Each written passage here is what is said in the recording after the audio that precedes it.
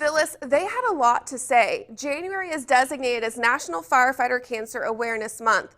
And as more studies are being done, it's been found that the most prevalent danger facing firefighters isn't running into a burning building. It's a more silent killer, cancer.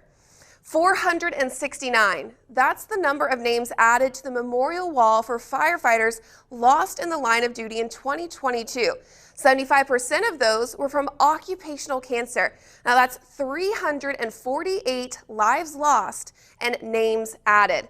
And over the next several days, we'll be looking at these statistics, the types of exposures, and the steps being done currently to better protect firefighters and what's being done at the legislative level.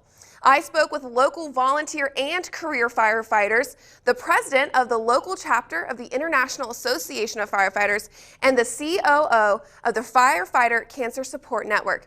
And together we looked at what these risks are and why this month of awareness is important for firefighters and the community.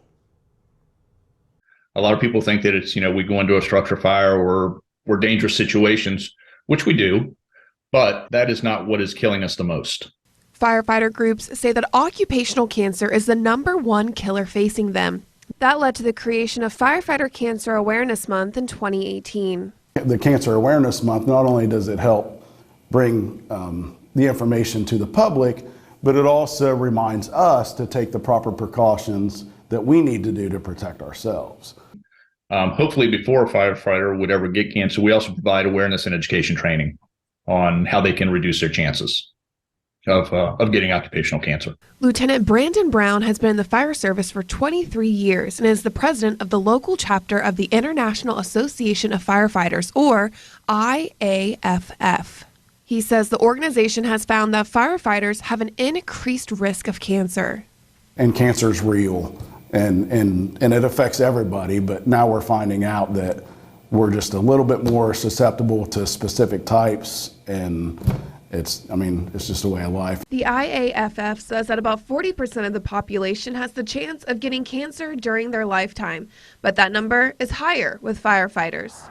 The National Institute for Occupational Safety and Health found that firefighters have a 9% greater chance of getting occupational cancer and a 14% greater chance of dying from it. And that's due to the increased exposure to carcinogens that we, unfortunately, as part of our job or profession, we're exposed to. Joe Schumacher is the COO for Firefighters with Cancer Support Network, or FFCSN. He said the mission of the organization is to take care of firefighters and their families affected by occupational cancer, and that they do this in 2 ways. The first is we have what we call a toolbox that's full of resources to help the firefighters stay organized during their battle. The second that we do is we offer them what we call badge-to-badge support. And another term for it would be mentors.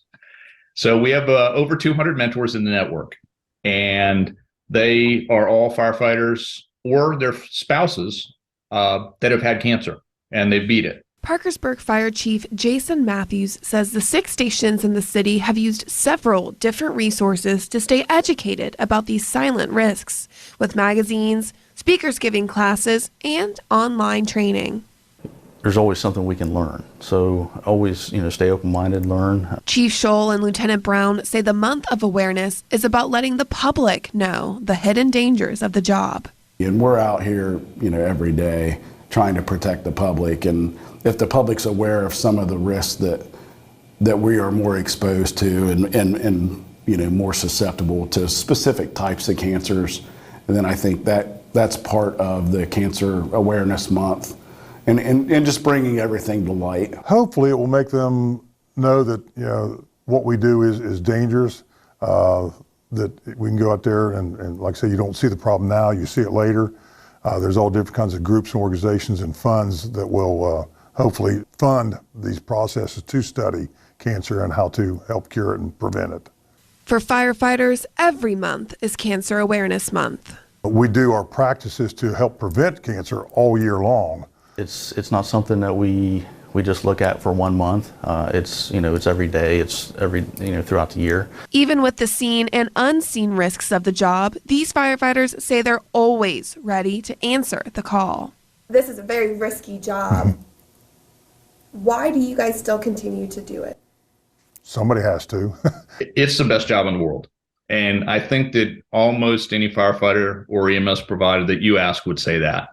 I did 30 years in the fire service, and if I could do it again, I'd do it again tomorrow. I think it's what I meant to do, you know. So I don't think that anything would have changed that. We talked about the increased risk firefighters face of getting and dying from occupational cancer and the importance of raising awareness on this issue. But what are all the ways these heroes are being exposed? And what are some of the actions being taken right now to better protect them? The answers may surprise you. Tomorrow, we take a look at the different ways firefighters are exposed to these cancer-causing agents, including their gear, the firefighting foam, and even the fumes from their trucks.